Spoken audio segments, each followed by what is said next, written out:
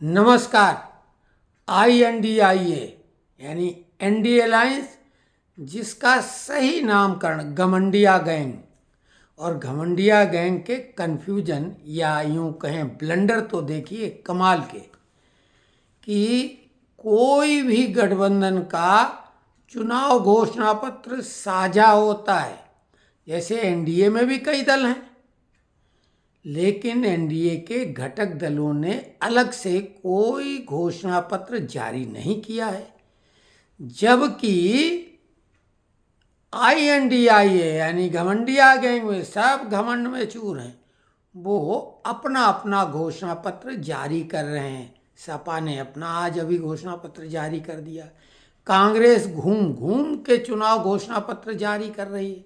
ममता बनर्जी तो फिर कहने ही क्या। तो कुल मिला के सभी अपना अपना घोषणा पत्र लेके आ गए। ये एक विचित्र सी बात है।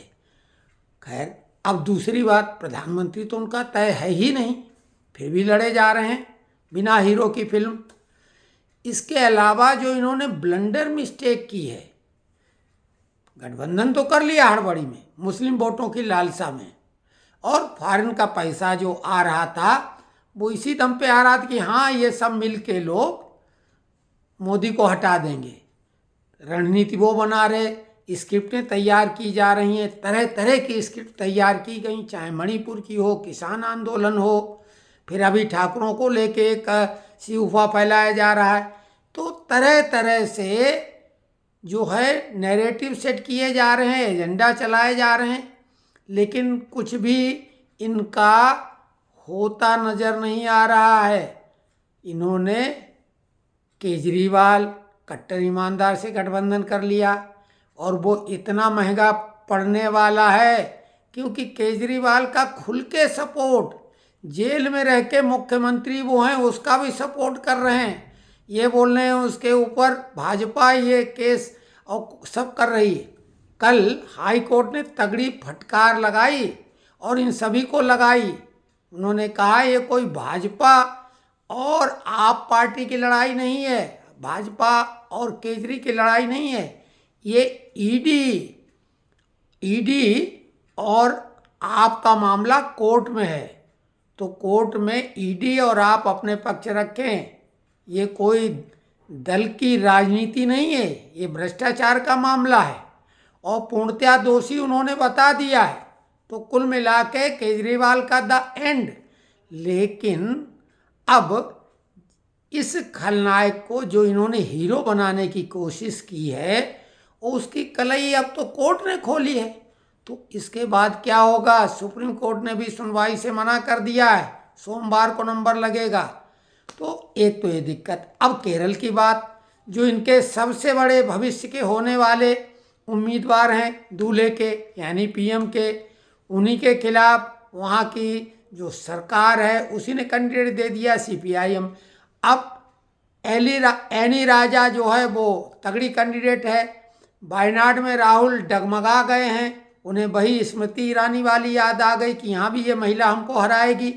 स्मृति ईरानी भी वहाँ पहुँच गई, तो उन्होंने अमेठी और रायबरेली को होल्ड पे डाल दिया।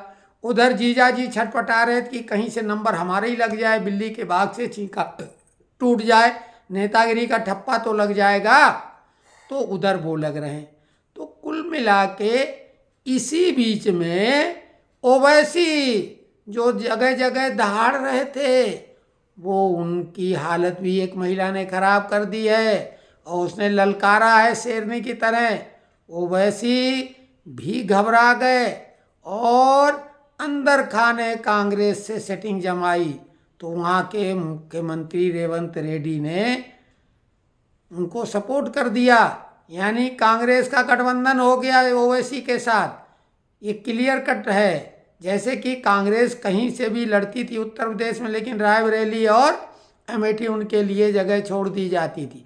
तो अब ओवैसी के लिए इन्होंने किया इस उम्मीद में कि ओवैसी भी रहम करम करेंगे और कम से कम उनकी महत्वपूर्ण सीटों पर तो कैंडिडेट नहीं देंगे, यानी विशेषकर वायनाड वगैरह। तो ये सब सेटिंग ये जमा रहे हैं। लेकिन ओवैसी का मात्र एक सीट पे इनका जो डिक्लेयर्ड गठबंधन हो गया है, ये बाकी जगह क्या मैसेज देगा। हालांकि उनका एकमात्र नैरेटिव यही था इंडी गठबंधन का कि यम फैक्टर के इर्द गिर्द, एक तो यम फैक्टर मनी जो विदेशों से चंदे के नाम पे इनको मिल रही थी कि हमारा मजबूत संगठन है, उसके नाम उस पैसे से खूब मौज मस्ती की, पिकनिक मनाई। दूसरा एम फैक्टर जो असलियत में वोट के रूप में है वो मुस्लिम, तो मुस्लिम वोट इधर उधर ना हो जाए, इसी के लिए ये पूरा घमंडिया गैंग एकजुट हुआ है। जबकि इनकी दोस्ती सारस और लोमड़ी जैसी है। आपने वो कहानी सुनी होगी सारस और लोमड़ी, तो ये सारस और लोमड़ी वाली दोस्ती है। कहीं किसी का खान पान, आचार विचार, नियत और नीति नहीं मिल रही है, तो ये बेमेल जो है खिचड़ी कैसे पकेगी। तो कुल मिला के इनकी खींचातानी में तो नाव डूबने वाली है।